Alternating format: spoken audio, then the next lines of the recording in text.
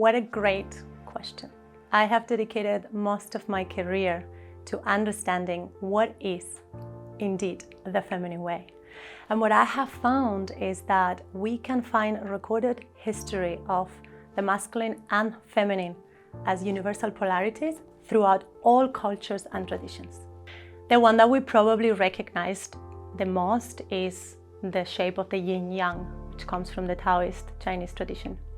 And what I feel these concepts are very important for us to learn is because it will help us understand ourselves better and understand the way we move in the world, the way we create relationships, and ultimately the way we express ourselves, build our businesses, etc.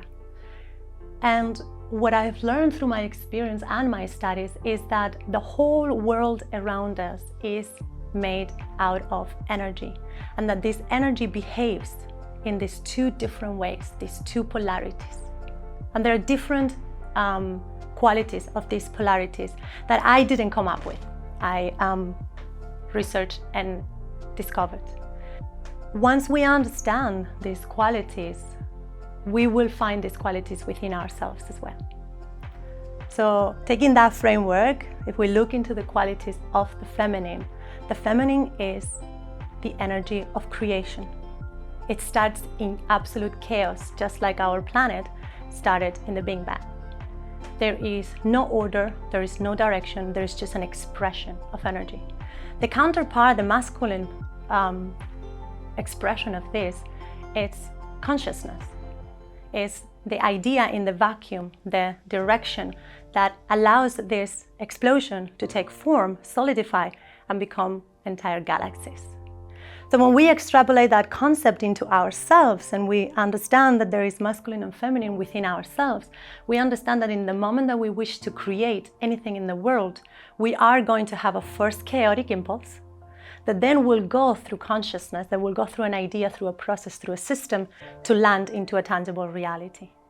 And then one without the other is always falling short from the perfection that we have access to. Because if my expression is chaotic and impulsive without a guidance, well, there's no possible tangible outcome to create. But in the same way, if my creation is purely based on direction and in a goal-oriented process, I will lose the authenticity and therefore the potency that I can have access to. So with this framework, we can look at how we are creating in our lives, how we are creating our companies, our businesses, the expression of who we are. And when I speak about doing it the feminine way, it's because if you look around in the way we were brought up and the way we were indoctrinated by society, you will realize that most of the ways and systems that we were taught are actually very much anchored in the masculine way of doing things, in the very directed, very goal-oriented way. So that we have already learned, we have already integrated that in within ourselves. Now, what I am inviting us to discover is this other way that connects more with the authentic impulse, the primordial force that moves us to create, and bring her space at the table as well. So whenever we are creating our business, whenever we are creating our personal brand, it's not coming from an idea of what it should be, but from an authentic impulse of what it is. And from this place, we will have enough resources, enough inspiration, enough energy, enough stamina to actually lead this to a successful outcome, where with the traditional way of doing it, when we are not inviting the feminine, very soon we get exhausted, we burn out, because we're running after an idea that is external to us, that, if I can speak sincerely, very often does not resonate with the truth that we are.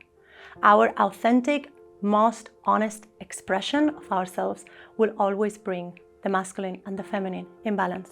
And I want to make very clear that distinction, that here masculine and feminine do not stand for gender and do not stand for sexual orientation at all. So we're not talking about male or female, we're not talking about men and women as social gender condition. We're talking about primordial energies that are present within everything in our reality.